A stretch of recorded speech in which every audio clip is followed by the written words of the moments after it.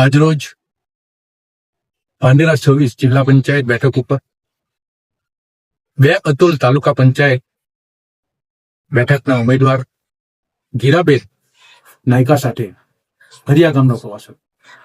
હરિયા ગામની અંદર દેસાઈ સમાજના લોકો સાથે મારી મુલાકાત થઈ ડોર ટુ ડોર.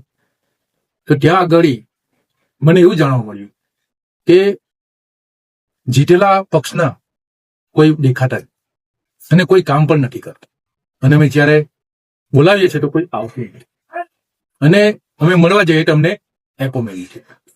આવી એક સમસ્યા આજે મેં જોઈ ત્યારે મને ખરેખર દુઃખ પણ થયું, અને મને એવું લાગ્યું કે નેતા બનવા માટેના જે ગુણ હોવા જોઈએ નેતાઓમાં એ બિલકુલ અહીં દેખાયા નથી.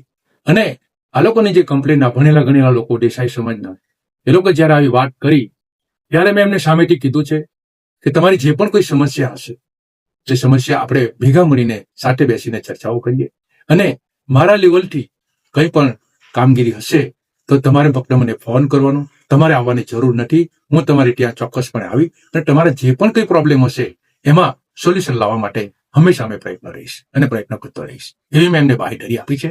ત્યારે એ લોકોએ કીધું છે કે આવા જ નેતાઓની અમને જરૂર છે. પણ ખરેખર હકીકત એ છે કે આજે જે વાત સાંભળી ત્યારે મને એવું લાગ્યું કે અમારા સામેના પક્ષવાળા કોઈ આજ સુધી ગયા નથી અને એ લોકોનો કોઈ વિકાસ થયો નથી.